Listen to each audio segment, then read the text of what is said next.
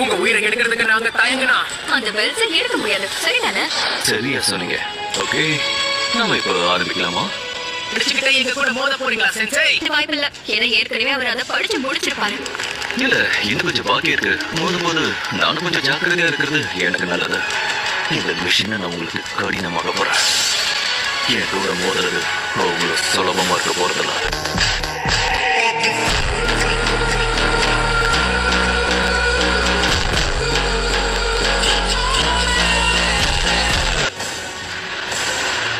ஆரம்பிக்கலாமா?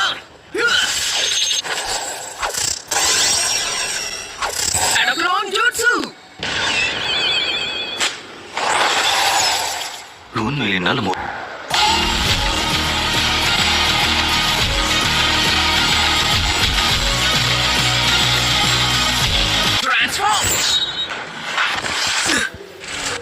இதெல்லாம் என்கிட்ட வேலைக்கே ஆகாது.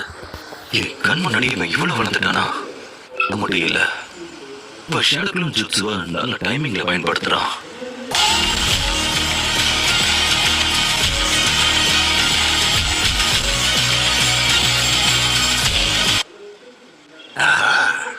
அசத்துறான்ல, என்னால நம்பவே முடியல. பரவாயில்ல நருடோ, நீ முன்னோட இப்ப எவ்வளவோ மாறிட்ட. பிரச்சனை என்னன்னா, நீ இன்னும் கத்துக்க வேண்டியது நிறைய இருக்கு. கொஞ்சம் பொறுமையா செயல்பட்டனா உனக்கு நல்லது. ஆரம்பிக்கலன்னு சொல்றதுக்கு முன்னாடியே நீ தாக்க ஆரம்பிச்சிட. நீ இவ்வளவு அவசரப்படுற. நான் இன்னும் ஆரம்பிக்கலன்னு சொல்லவே இல்லையே. முதல்ல இருந்து ஆரம்பி. Properly. Start.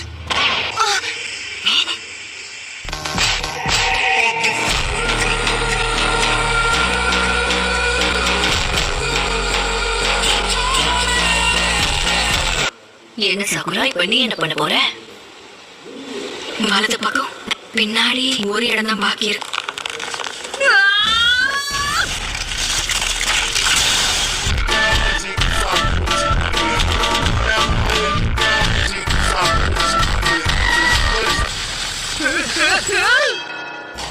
சாகுரா எப்போ இவ்வளவு பலசாலியானா? அப்படிதான் காலக்கிட்ட சாகுரா. அஞ்சாவது வகையே மெடிக்கல் நிஜத்தை தவிர நிறைய கத்து கொடுத்து பூமியை பொழுதுட்டாலே. சுனாடே சாக்குராவை அவளோட செராக்ஸ மாத்தி வச்சிருக்காளே.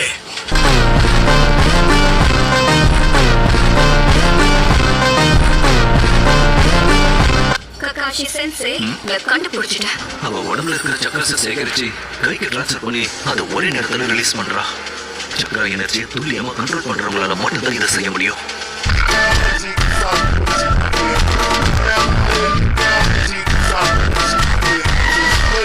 மெடிக்கல் நிஜத்துவ கூட சேர்த்து அதிகமான பலத்தை பயன்படுத்துறா.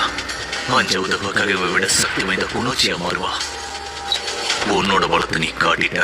இப்போ இது என்னோட டர்ன்.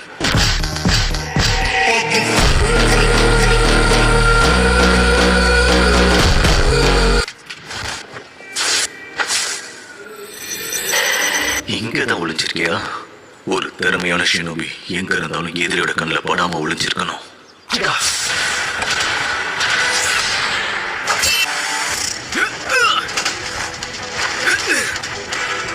எனக்கு என்ன படுத்துறதுக்கு தயாரா இருக்கீங்களா?